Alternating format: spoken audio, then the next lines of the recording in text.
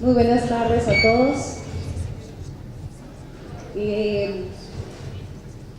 Aunque la educación legal no es exclusiva de los abogados, es un prejuicio que tenemos, un mito. La educación legal en realidad debe de ser de todos los ciudadanos y desde pequeños deberían de empezar como una cultura de legalidad.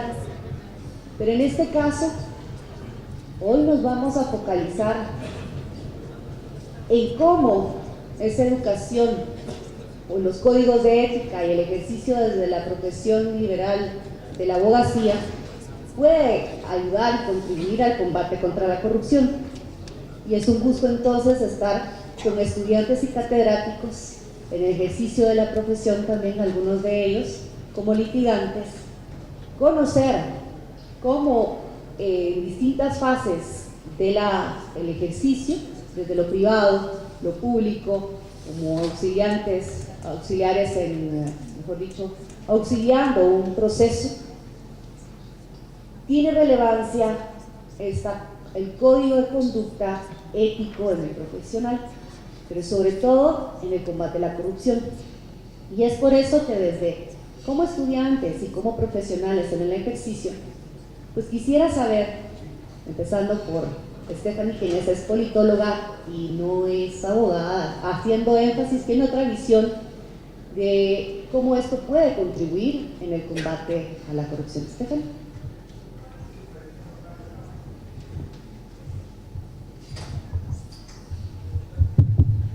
Bueno, muchas gracias, mucho gusto a todos, un placer estar compartiendo.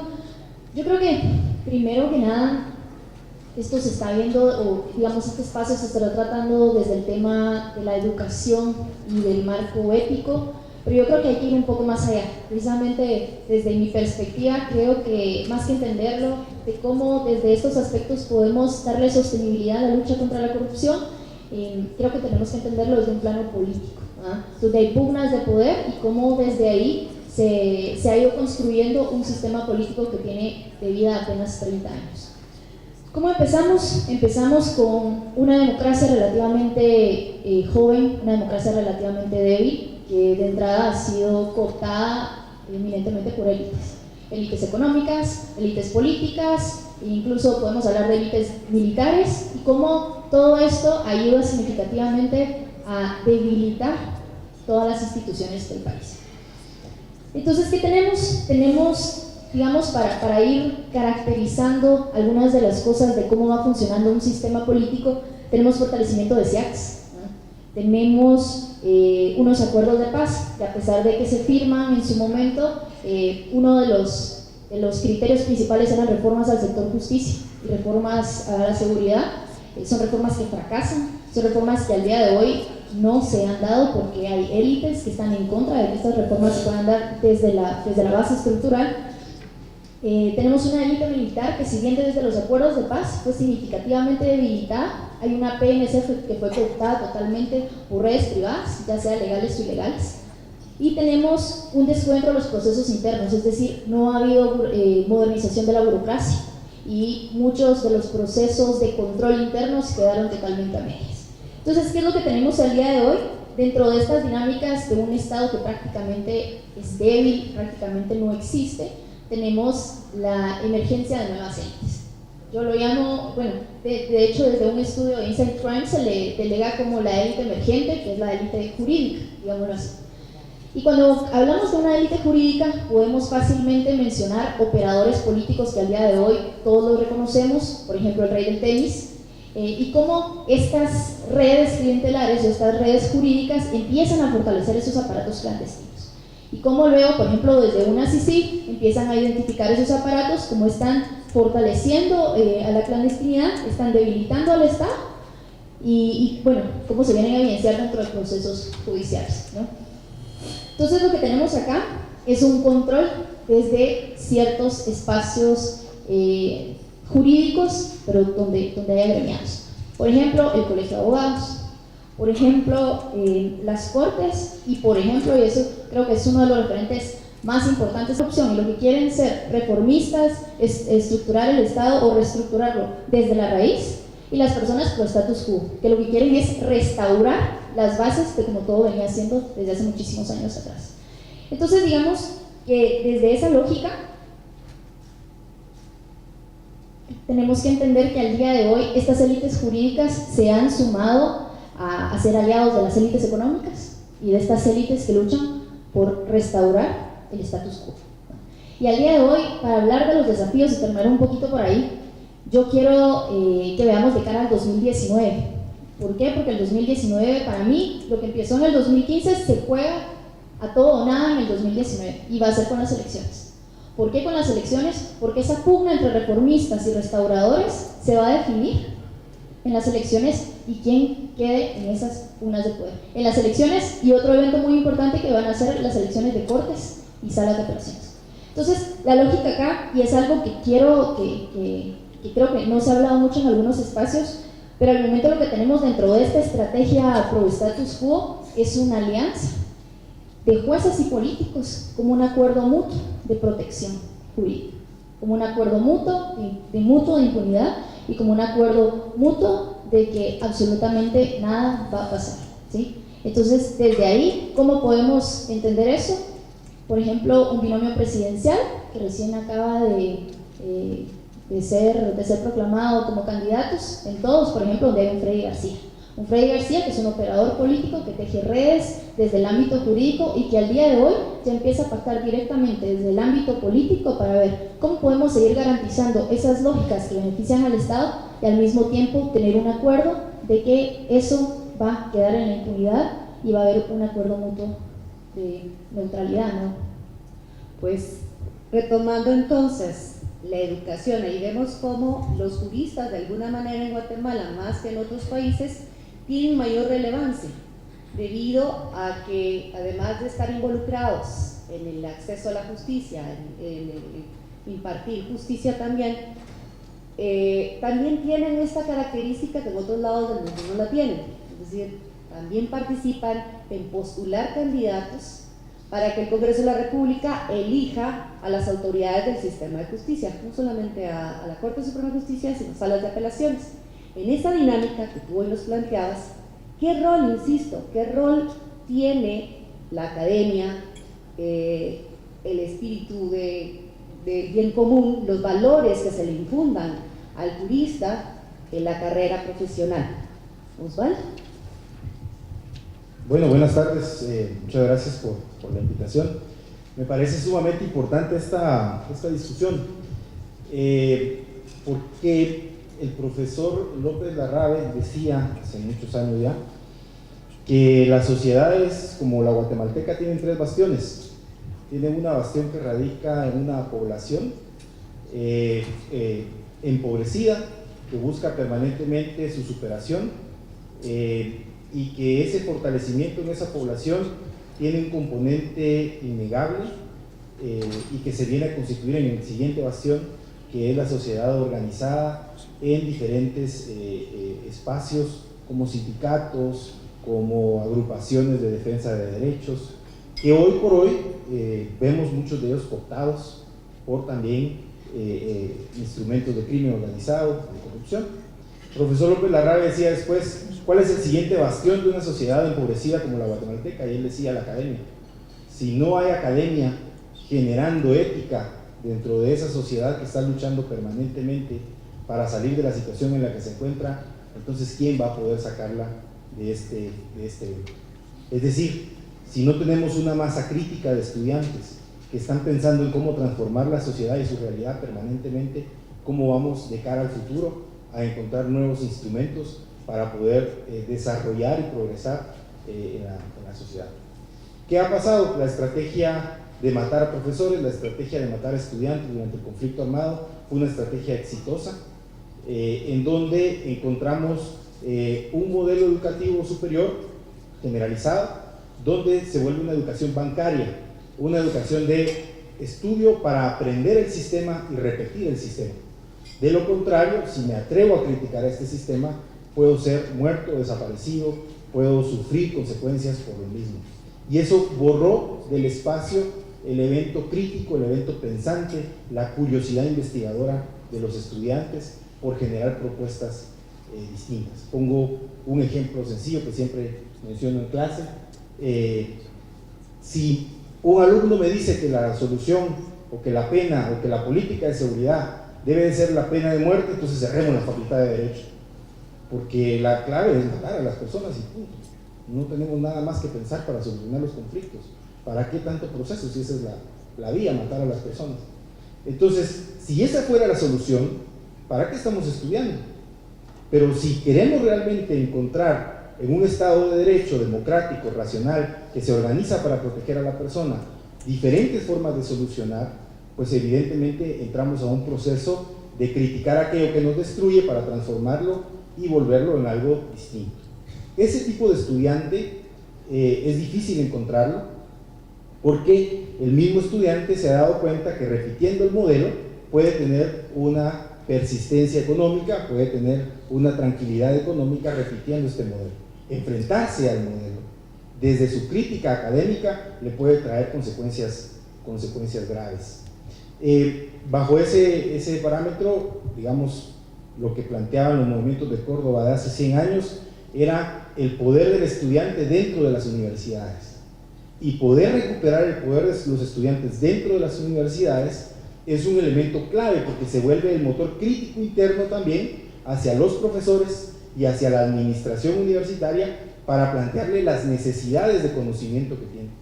Hoy, diríamos, por lo menos desde mi experiencia como profesor en la Universidad de San Carlos, ha despertado cierto movimiento estudiantil, aún es poco, pero ha despertado, hay cierta crítica hacia el docente, hacia la administración, de búsqueda de mejores herramientas para poder obtener mejores capacidades frente a la sociedad y frente a la crítica de lo que sucede. Esto tiene un elemento transversal que no podríamos dejar de ningún lado, como este elemento crítico, este elemento propositivo del estudiante, además es ético. Y ese evento de ética rompe con lo que se planteaba hace muchos años, cuando decían, bueno, la ética tiene que estar en la felicidad con la sabiduría. Bueno, ahora la ética en el profesional tiene que estar con el cumplimiento del deber y de la justicia. Es decir, cómo cumplo con esa función de ser un abogado honesto, ético, cumpliendo los parámetros de lo que la sabiduría de la experiencia me va dando en el ejercicio, para poder tener una sociedad más cercana a la justicia, en donde se encuentre mejor equidad y estemos más cercanos al tema del bien común. Formar eso a los estudiantes de ahora ha costado, es muy difícil. Yo me he enfrentado a situaciones complejas adentro de las clases, he encontrado alumnos incluso casi golpeando los escritorios, de decirme, no puede ser que esta ley que tanto me glorificó el profesor anterior, ahora usted venga y me diga que es una ley que bajo ciertos parámetros modernos no debería ser válida, porque fue hecha por un golpe de Estado y fue un militar el que la puso con una firma en vigencia, y no fue un parlamento o una discusión previa, democrática, parlamentaria, en donde se pudo hacer. Y entonces, ¿por qué no poner en crisis las figuras que están dentro de ese código? ¿Por qué no decir, bueno, este código fue un golpe de Estado, a ver, busquemos un código social dialogado para poderlo transformar? Y esos eventos hoy son desafíos y retos que hay que tratar.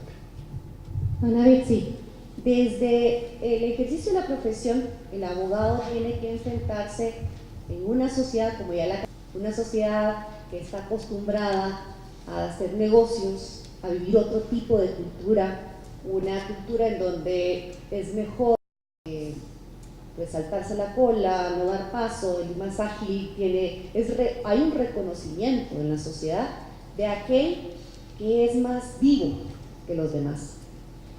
En el aula, como los seres humanos, obviamente, Stephanie se mencionaba al Estado como una cuestión abstracta, pero ese Estado está conformado por personas, y personas que al final surgen de la sociedad y llegan parte, los que podemos gozar y tenemos ese privilegio de gozar de educación, llegan al aula con esa también educación. ¿Qué desafíos como académica cambiar esta situación? Motivar, como decía Osvaldo, a ese pensamiento crítico, pero también un pensamiento responsable. ¿Cómo es posible eso y qué desafíos tiene un catedrático? Muy buena tarde a todos y todas. Antes que nada, un saludo cordial del señor decano, licenciado Gustavo Bonilla, quien actualmente en su administración precisamente está enfrentando este flagelo de la corrupción dentro de las aulas y dentro de la academia. Como docente tenemos muchos retos y muchos desafíos. Primero que nada, un problema que es la gran saturación que está en las aulas, casi alrededor de 300 estudiantes por sección. Sin embargo, sí consideramos que en la academia se debe partir que la corrupción no es algo aislado, no debe de verse como un tema, sino como un problema. Y en el caso de las aulas, nosotros lo estamos viendo como una grave violación a los derechos humanos, porque eso afecta la plenitud de los derechos humanos consagrados y más que todo ese deber que tiene el Estado de garantizar a los habitantes el bien común. Dentro de los desafíos que nosotros como docentes nos enfrentamos es precisamente cambiar lo aprendido.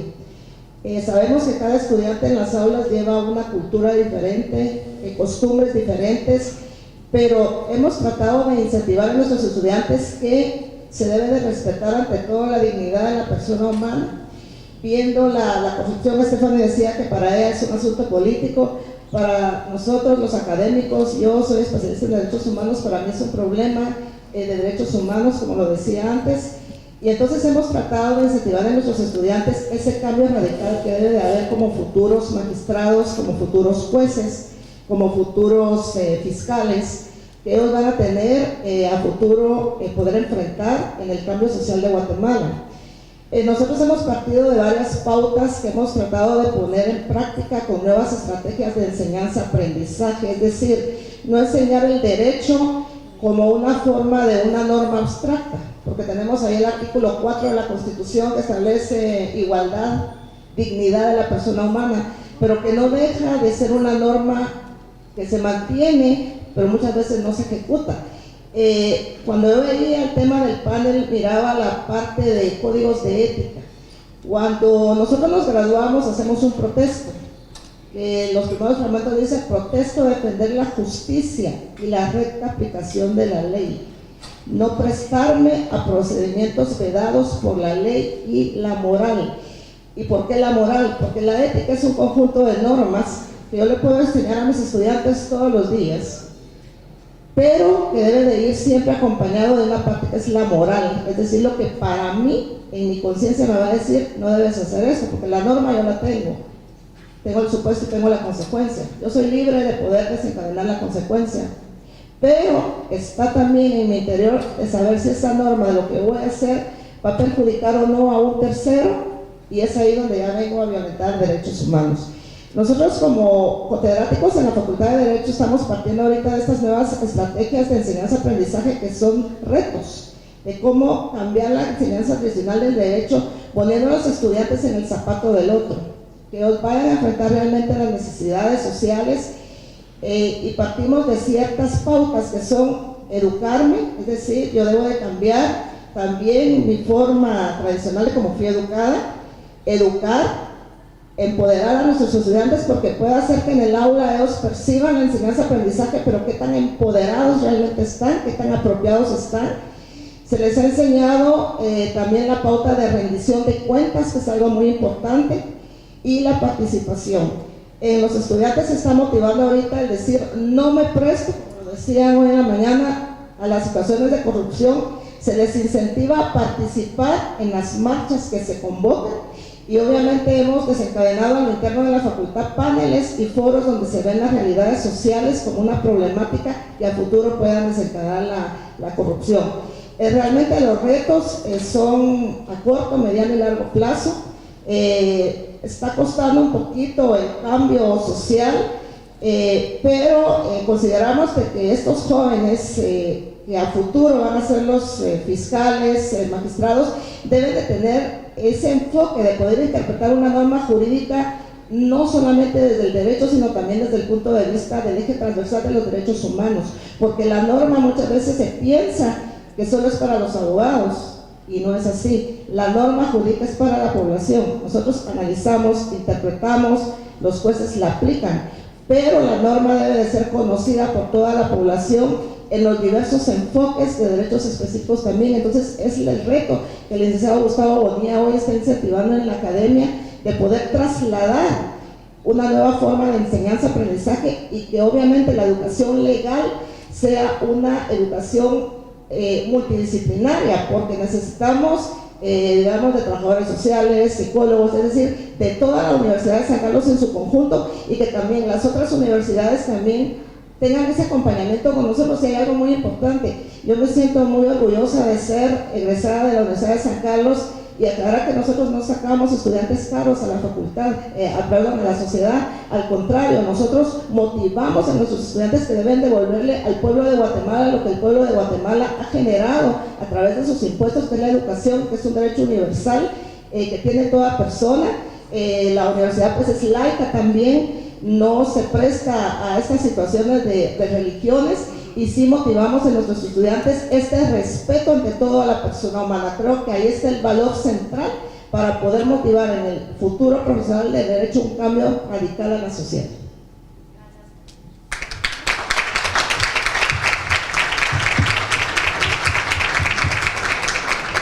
Hablamos de generaciones futuras, pero en la actualidad quienes ejercen el derecho también tienen que mostrar códigos de conducta, tienen que regirse por valores y principios democráticos, valores y principios del derecho.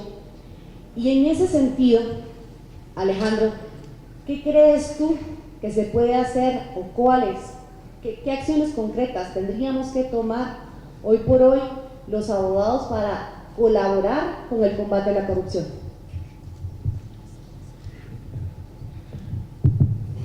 Bueno, buenas tardes. Muchas gracias por la invitación y permítanme no ser tan optimista. Yo quisiera tener un parámetro. Este es el informe Una nueva justicia para la paz, que se dio en 1998. A raíz de la suscripción de los acuerdos de paz, se hizo un análisis del sistema de justicia y de la enseñanza, incluso del derecho en el país, y se dieron recomendaciones. Precisamente invitado a este foro es bueno desempolvar estos documentos, porque realmente vamos para atrás. Y estamos hablando de un informe del 98, donde habían 5 facultades de derecho. Se está hablando de 5 facultades de derecho. Por ejemplo, se hace un análisis de cómo se enseña el derecho, y la ausencia de debate, y la ausencia de estudio de jurisprudencia, etc. Se hace una crítica a la Universidad Mariano Gálvez, que en ese momento tenía el plan sábado, y ahora tenemos 4, 5, 6 universidades con plan sábado. El derecho es la segunda carrera más popular, o sea, se sale primero de médico, de auditor o de ingeniero, y después se estudia derecho, porque es muy fácil. Esa es la realidad. O sea, estamos sacando y le estamos pidiendo a los muchachos que salgan a hacer quijotadas, porque el sistema en sí es el que también no permite que se cumplan los requerimientos. No podemos hablar, perdón, yo soy landivariano, pero soy crítico también de las universidades privadas y de la universidad pública. Mientras la Universidad de San Carlos no cambie su sistema electoral, no creo que pueda haber mucha gestión. Perdonen que le haga una crítica de fuera, pero el sistema electoral de la Universidad de San Carlos hay que cambiarlo, sobre todo el financiamiento de las campañas electorales en la Universidad de San Carlos. ¿Por qué? Porque se traduce al financiamiento de los colegios profesionales. ¿Quién gana las campañas en los colegios profesionales? El que tiene plata y tiene poder. Y punto. Entonces, ¿qué pasa en las universidades privadas? ¿Qué pasa en las universidades privadas? Existe un órgano totalmente inoperante e inconstitucional. Hablo de inconstitucional en su práctica, que se llama el Consejo de Enseñanza Privada Superior, que no es más que un cómplice de lo que está sucediendo. La Constitución dice que tiene el deber y la obligación de velar por el nivel académico de las facultades de Derecho, y miren lo que tenemos. Perdonen, pero la Universidad Da Vinci y la Universidad Rural deben investigarse. Y aquí lo digo con nombre y apellido. ¿Por qué? Porque eso es lo que tenemos que hacer. Así hablaban los periodistas. Publicitémoslo, digámoslo, pues. ¿Por qué no hacemos nosotros los abogados el mea culpa? Nosotros los abogados tenemos muchísima responsabilidad de lo que está pasando en este país en este momento, y no sabemos actuar. Si nosotros hiciéramos una encuesta en el Colegio de Abogados e hiciéramos una asamblea y llegáramos, estoy seguro que buena parte de los abogados seríamos el muro más grande al combate de la corrupción. Entonces, tenemos que ver el nivel y tenemos que saber. El amigo Pedro Trujillo decía hace poco en Con Criterio, lo primero que hay que hacer es aceptar un problema, ¿verdad? Si alguien es alcohólico, pues decir yo soy alcohólico y voy. Aquí los abogados tenemos un gran problema, y es en la enseñanza del derecho. Enseñanza del derecho no se puede enseñar solo con normas, con códigos de ética.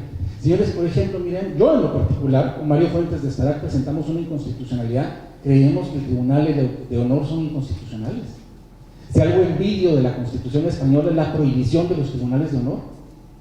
Esos órganos de control a mano de esta gente es terrible. ¿Y saben qué está sucediendo? Los tribunales de honor, como hay que ganar la elección, son integrados por N cantidad de gente que vive en un montón de lados, entonces no se reúnen, entonces no hay reuniones, entonces el presidente del tribunal de honor es el que decide y el que hace y el que vuelve. Eso es lo que tenemos. Si estamos hablando del colegio de abogados, no hablemos entonces en todos los demás colegios. Mientras el Congreso de la República siga eligiendo magistrados a cortes de apelaciones, el país no va a cambiar. Así de sencillo. Tenemos que apoyar el proceso de reforma constitucional, pero no el que está promoviendo Galanes de quitar ahorita la Corte de Constitucionalidad y todo eso. Tenemos que cambiar el sistema, la porosidad que existe. Tenemos que saber que al juez hay que respetarlo, tiene que haber carrera judicial, tiene que haber un sistema disciplinario, que la jurisprudencia se fiscaliza. La mejor forma de creer en la ética es fiscalizar entonces la jurisprudencia, saber qué está sucediendo, pero con seriedad. Entonces yo creo que es cierto, podemos dar nosotros la nuestra, pero mientras la Universidad de San Carlos no lleve liderazgo, y aquí soy crítica de la Universidad de San Carlos, y el Consejo de Enseñanza Privada Superior sea ese órgano que solo sirve para autorizar universidades, y tener una universidad es un gran negocio, porque además, si se pierde una universidad ahora se cambia y se va y se llena en un año y se pasa la tesis y ya sale hasta uno con maestría. Entonces eso no es serio, y no estamos funcionando entonces seriamente. Si nosotros queremos jueces comprometidos, si queremos abogados comprometidos, si queremos fiscales comprometidos, entonces tenemos que tener una academia comprometida. Y la academia, en este momento, en el 2018, no está comprometida, por lo menos en términos generales. Esperemos que los estudiantes sí estén comprometidos después del desaliento de Alejandro, que algunos abogados sí estamos comprometidos en esa dinámica de tener un país mejor. También, como ustedes como estudiantes, Carlos, exigen de sus autoridades en este panorama que tenemos hoy para el 2019, que se refería Stephanie, en donde la academia juega un papel muy importante y el colegio de abogados otro. ¿Cómo pueden ustedes entonces, como estudiantes, o mejor dicho, qué esperan ustedes como estudiantes de esos referentes a quienes han tenido en las aulas, que puedan elegir a los mejores jueces, a las mejores autoridades, y qué acciones han pensado dentro del movimiento estudiantil, que pues es una muestra de lo que en el futuro ejercerán como profesionales? Bueno, muy buenas tardes. Mi nombre es Carlos Martínez, de la Universidad Rafael Andívar, de último año de la Facultad de Derecho, y pues coincido con lo que han dicho la mayoría de los expositores, en el sentido que las facultades de Derecho en Guatemala viven una crisis, eso es un hecho, y también comprendo el panorama un poco desolador que expresaba el licenciado Balcells. Y para nosotros como jóvenes, como estudiantes, definitivamente también es muy desalentador. Siempre en la primera semana de clases o el primer día de clases, la pregunta que el catedrático hace es, se pone de pie, de qué colegio se graduó y por qué quiso estudiar Derecho, su nombre y por qué quiso estudiar Derecho, y surge una diversidad, una amalgama de respuestas, desde, como decía el licenciado, estudié Derecho porque no me gustaba la matemática, estudié Derecho porque quiero tener dinero y los abogados hacen pisto, hasta algunas respuestas un poco más nobles, ¿no?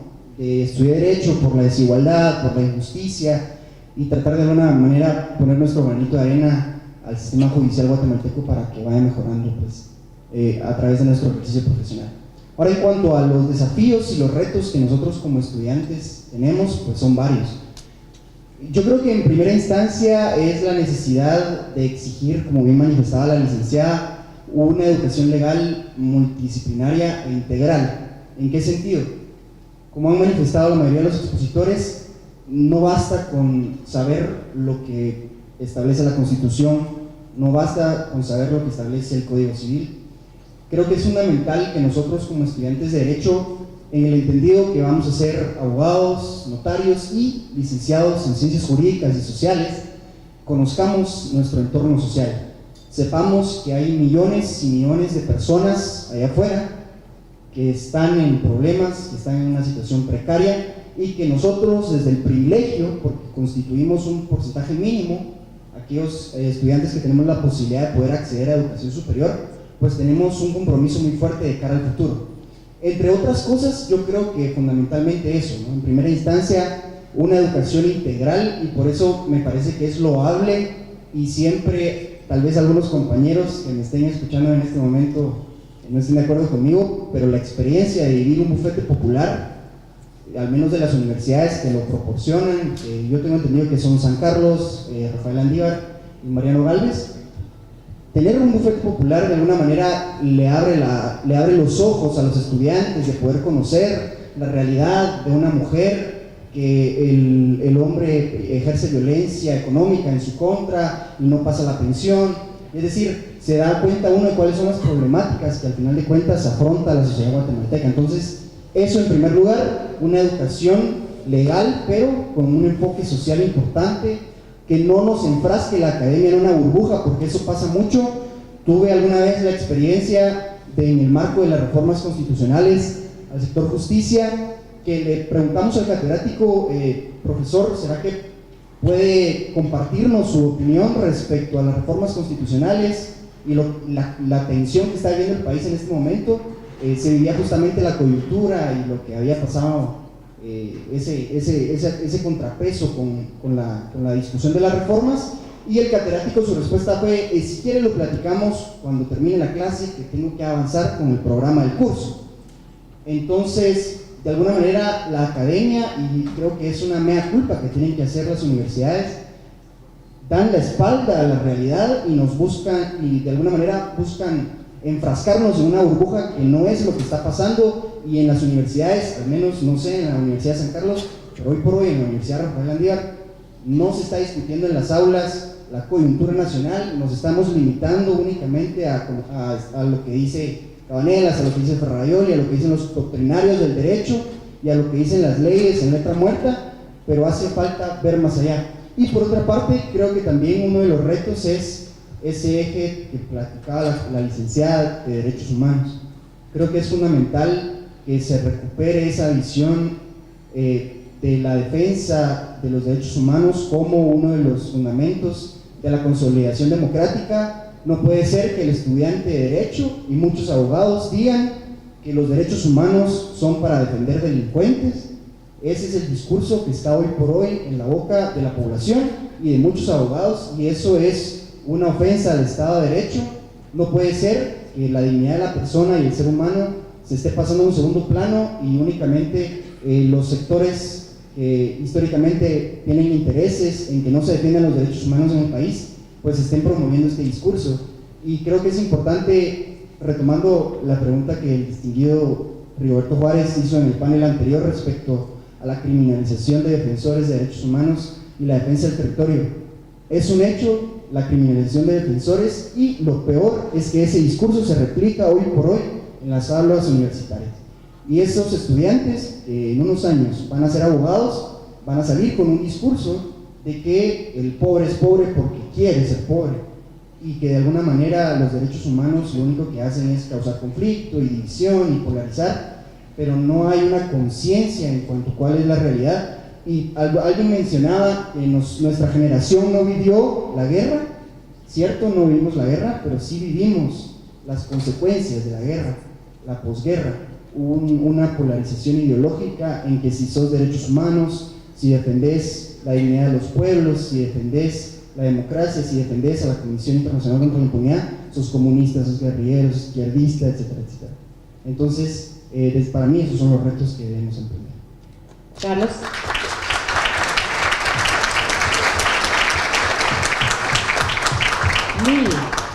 Son los mismos retos que expresa Carlos desde las aulas de la Universidad de San Carlos, donde tiene un contacto más social con la realidad.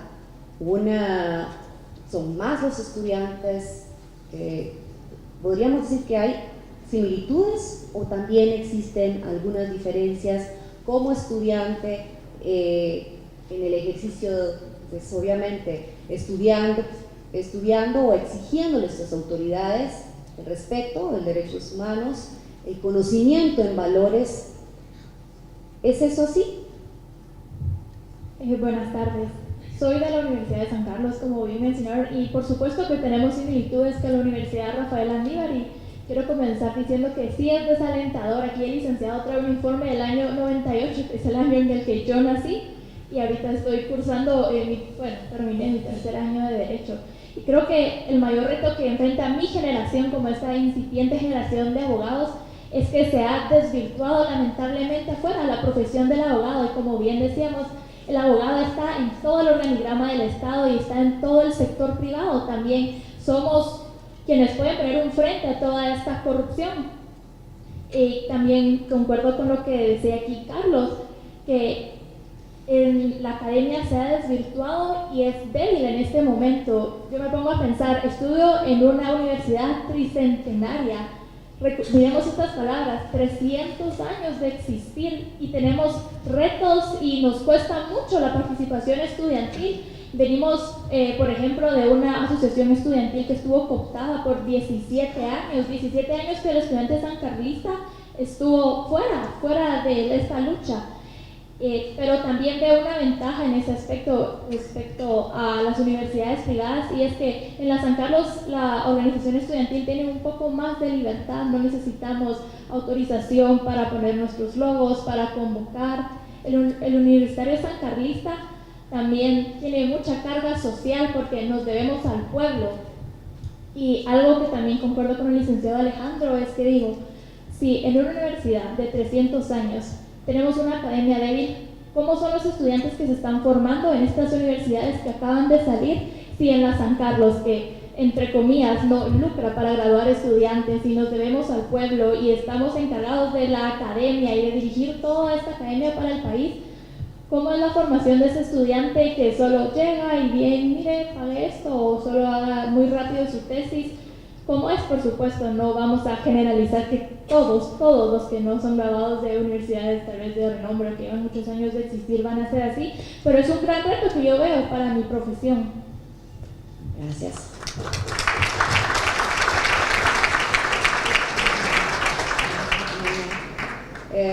Solo para finalizar, en aras del tiempo, quisiera una última pregunta para todos, o quien quisiera contestar.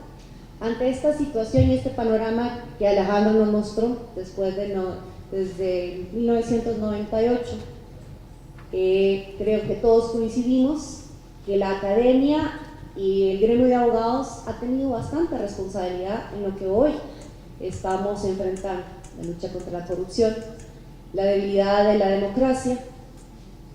¿Cómo incentivar a todos, independientemente de cuál sea nuestra edad, si estemos en el ejercicio o no de la profesión, si estemos también, somos ciudadanos? Hay algo en la actualidad en el gremio de abogados, es apatía, es la que yo considero que existe, y por eso hemos cedido espacios a personas que no tienen un perfil, o mejor dicho, no están totalmente convencidos de los principios y valores del derecho. ¿Qué hacer? ¿Qué obstáculos se enfrenta entonces el profesional, el estudiante, el académico frente a esa apatía que existe en el gremio y que también existe en la sociedad para participar en política? En especial en donde surgen las leyes que al final regulan las conductas de esta sociedad. Recuerdo a un maestro, precisamente el papá de Alejandro, quien decía que si las leyes no son lógicas, no son leyes, no son aplicables. Entonces, teniendo eso de base, me pregunto, ¿qué debemos nosotros como responsables, el mea culpa que nos llamaba a hacer, debemos de hacer de cara al 2019, y no solamente el 2019, sino de aquí en adelante, porque el país es nuestro y no podemos dejarlo así, y somos, como insisto, tenemos una responsabilidad adicional a lo que otros ciudadanos tienen. ¿Qué debemos de hacer?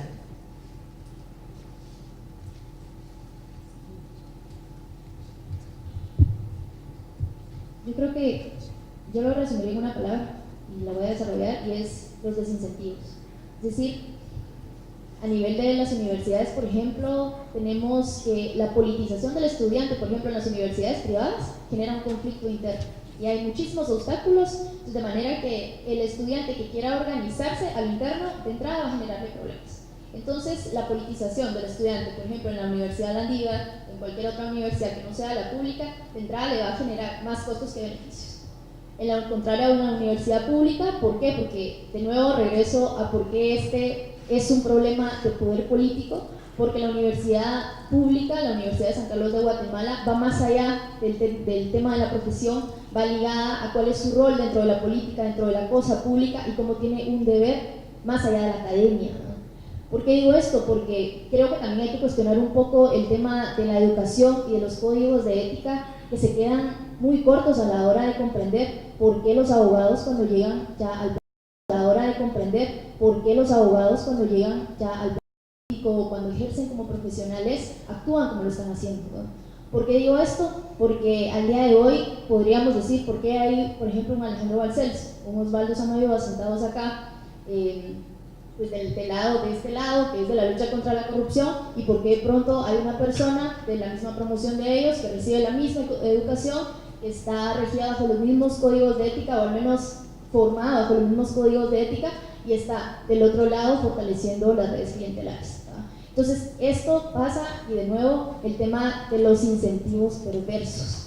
¿Cómo logramos mitigar o erradicar esos incentivos perversos que hacen que, independientemente de la formación y de los códigos de ética o los marcos éticos dentro de los cuales esa persona es formada, hacen a esa persona actuar a favor de redes clientelares, actuar a favor de redes paralelas? Yo creo que el tema ahí es cómo logramos desmantelar y debilitar las CIECs. ¿Cómo lo podemos hacer? Fácilmente, mitigar esos incentivos perversos, ley de servicio civil, carrera judicial, y a corto plazo, cómo no dejamos solos a los abogados, a las fiscales y a los jueces que dan un paso al frente contra la lucha contra la corrupción, y que no se sientan solos, que sientan que están acuerpados no solo por personas de su gremio, sino como ciudadanos en general y por otras organizaciones, como lo es al día de hoy el fiscal Francisco Sandoval. Gracias, Stephanie. ¿Alguien más que quiera? Sí, yo solo quería tocar un tema para finalizar. Nosotros estamos ahorita de cara a unas elecciones, que es Junta Directiva, RIC, y prestaciones en el Colegio de Abogados. Hoy en la mañana yo escuchaba cómo ligaban el tema de la corrupción con la democracia. Y la democracia tiene mucho que ver con la libertad que yo tengo de ejercer mi derecho al voto por quien yo quiera. El problema es que también en las instituciones habría que hacer un poquito de conciencia, porque es cierto, la carrera de abogado se ha manchado, no todos somos corruptos. Yo sí me siento ética, lo digo aquí, hay estudiantes que me conocen. También tengo una esperanza de que un día la academia y mi facultad cambie. No pienso en forma negativa, sino que trato de dar una apuesta al cambio, pero también cimentar en las instituciones esa libertad de ejercicio del sufragio que deben de tener los profesionales que ahí trabajan, porque vemos en las elecciones cómo los llevan en buses, cómo los llevan en cola, y obviamente si no ejercen el voto por determinado candidato viene un despido. Entonces, por eso yo decía, corrupción va ligado a derechos humanos, o sea, a la libertad que yo puedo tener de poder elegir, de poder ser electa y de poder ejercer la democracia con esa facultad que el mismo Estado pues a mí me ha otorgado como habitante de la República de Guatemala. Además, la corrupción niega derechos y no garantiza el acceso a la salud cuando se utilizan los recursos del Estado para intereses propios. No permite tampoco una expansión de cobertura en el acceso a la justicia, entre otras cosas. ¿Sí, Carlos? Yo creo que una de las líneas de acción más importantes que deberíamos considerar es la articulación entre los movimientos estudiantiles de cara a los comicios electorales del próximo año. Nosotros tuvimos el año pasado una experiencia, diría yo, muy valiosa. Estuvimos trabajando de cerca con la Asociación de Estudiantes Universitarios de la Universidad de San Carlos, y de alguna manera, dentro de los límites y las limitaciones que tenemos al hacer política estudiantil en una universidad privada, como bien manifestaban anteriormente. Yo lo veo con ojos positivos. Yo creo que de alguna manera las universidades privadas, algunas universidades privadas, de alguna manera, si los estudiantes no cedemos, si los estudiantes presionamos a las autoridades dentro del buen sentido de la palabra, y de alguna manera los estudiantes nos empoderamos de nuestro papel y nuestro rol histórico en la coyuntura nacional, las cosas se van a ir dando, y de alguna manera la articulación estudiantil de cara al próximo año me parece fundamental. Por otra parte, también considero súper importante que se empiece a hacer en las facultades de Derecho un examen de conciencia y los catedráticos formen parte de esta concientización a los estudiantes del litigio malicioso, que el mejor abogado no es el que interpone más amparos, el mejor abogado no es el que para el proceso por más tiempo, sino que el mejor abogado es aquel que defiende causas justas, es aquel que es defensor de la democracia y defensor de la legalidad en todo sentido, ¿verdad? Entonces, si no se empieza a cambiar ese chip de las universidades, de las facultades de Derecho interno, pues las cosas no van a cambiar. Nelly, ¿tú querías hablar también? Sí, con respecto a la apatía que mencionabas, es un hecho que pasa en nuestro gremio, si me puedo incluir ahí, entre los abogados. ¿Y qué pasa con esta apatía? Se va reproduciendo y reproduciendo, pero aquí quiero separar que esto viene en dos aristas. Por un lado, tiene que ver mucho la academia, entendamos quiénes son esos docentes que llegan y cómo están enseñando esta carrera del derecho, porque quién es el docente que llega, es alguien que puede ser excelente en la academia, pero afuera, ¿cómo es ese abogado? Y nos pasa en la facultad y creo que nos puede pasar en todas las facultades. Y por otra parte, creo que hay que dar un paso más atrás, no quedarse en los abogados, sino como sociedad, ¿qué es la Guatemala que queremos? Porque si bien puede un excelente catedrático venir a hablarnos sobre ética y todo lo que conlleva ser un abogado que combate la corrupción, pero algo que entender, que entramos a la universidad promedio a los 18 años, con una personalidad ya formada, con una idea del abogado que queremos ser. Y quiero contar un ejemplo que la verdad ha impactado mi vida. Cuando estaba en cuarto de bachillerato hablaba con mis compañeras de quienes querían estudiar Derecho y una de ellas levantaba la cabeza en alto y decía: yo voy a ser una abogada corrupta, ya lo decidí porque quiero ser transera. Y yo decía: a los 16 años ella tiene la idea quién quiere ser, ni me imagino cómo debe estar ahorita en la universidad. Entonces, por un lado es como sociedad, porque también vemos una sociedad que sale a manifestar, pero por otro lado también quiere que el policía de Metra le dé la vuelta o quiere también pagar para que su trámite sale antes.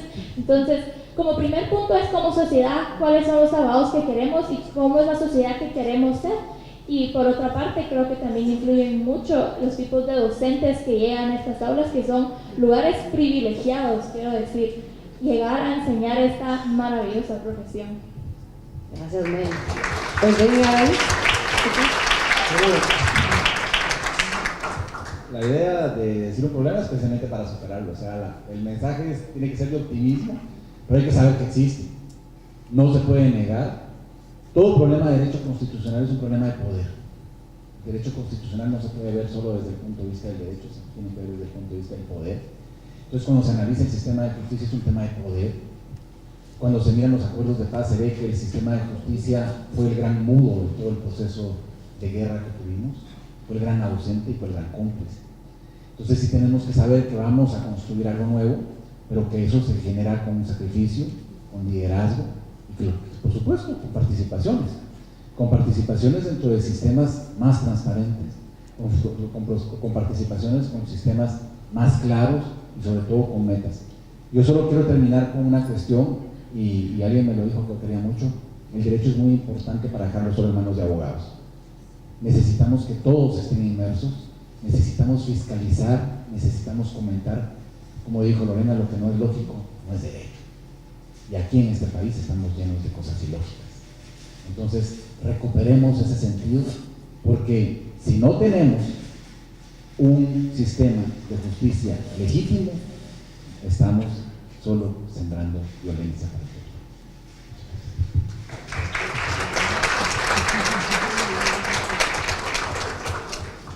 Bueno, a mí me parece sumamente importante, y cuando ustedes van a la Facultad de Derecho en el S7, ahí en San Carlos, hay una frase ahí que dice: la pérdida en la confianza de las leyes y en quienes las aplican nos llevan a las medidas de hecho.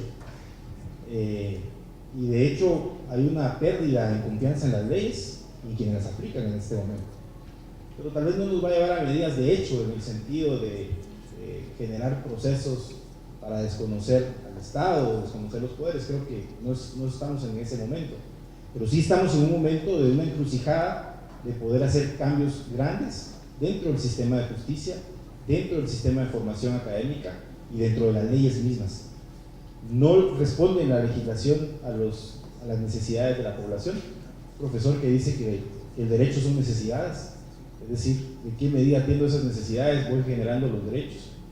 Bien lo decían hoy, ¿qué pasa con la criminalización de los defensores del territorio? ¿En qué momento vamos a empezar a poner en crisis que exista legislación que pueda criminalizarlos por el hecho de defender su cosmovisión y su forma de ver el mundo?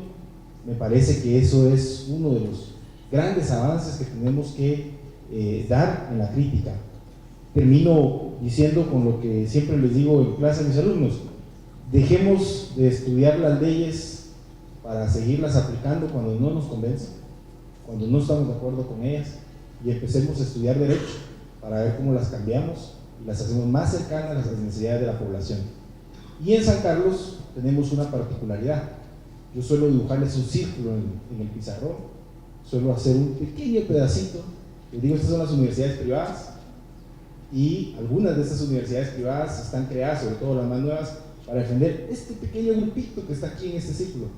Estas otras tienen otros intereses más grandes, se han consolidado, pero todo el resto del pizarrón es el pueblo de Guatemala, y todo ese resto del pizarrón paga una universidad pública para que los que salgan de esta universidad pública generen propuestas de cómo cambiar las realidades de empobrecimiento en las que se encuentran y puedan entonces encontrar una caja de resonancia en la academia que permanentemente les permite tener dignidad, que es lo que hemos perdido en estos procesos últimamente, tanto políticos como sociales como jurídicos. Hemos perdido nuestra dignidad individual y nuestra dignidad colectiva al no tener propuestas distintas y al no tener el valor de poder llevar estas propuestas a un ejercicio. Con eso creo que podemos recuperar la certeza en las leyes y en quienes las aplican. Yo me quedo con varios mensajes. Uno es la exigencia que nos han presentado hoy los estudiantes, catedráticos coherentes tanto en las aulas como en el ejercicio profesional. Además, los animo a estar atentos a la elección de comisiones, mejor dicho, que hagan los comisionados desde sus aulas, porque creo yo que son espacios en donde puede uno dialogar con aquel decano que va en su responsabilidad, tiene no solamente la elección de las autoridades de la Corte Suprema de Justicia, sino en las salas de apelaciones, en donde en esos estamentos es donde se tiene el mayor acceso a la justicia, porque pocos llegan a casación. En cuanto a las autoridades, pocos litigios llegan a resolverse esta casación, y entonces las resoluciones, podríamos decir definitivas, son en apelación. Y los decanos participan en ambas comisiones. Es un grupo que tiene mayor responsabilidad en este proceso. No solamente en este proceso, ya lo hemos visto, también dirigen la política, es decir, la política educativa universitaria en derecho. Sigan siendo críticos, como los alienta Osvaldo, de sus profesores, motiven. La crítica puede ser constructiva, es decir, razonen, no solamente se queden con la enseñanza memorística, que muchos de ellos en la sociedad se aplaude, ya no es eso, no requiere eso. Retomemos entonces como profesionales, como también dentro del gremio de abogados que están adscritos los politólogos, interés por lo que hace el Colegio de Abogados, porque también no podemos seguir siendo apáticos pensando que si me meto o no, entonces voy a tener consecuencias. Es necesario, no lo dijeron los periodistas, toda participación, todo liderazgo tendrá su consecuencia, pero también hay consecuencias positivas que motivan a otras generaciones a seguir adelante y a construir un mejor país. Tengan muy buenas tardes todos y gracias por la invitación.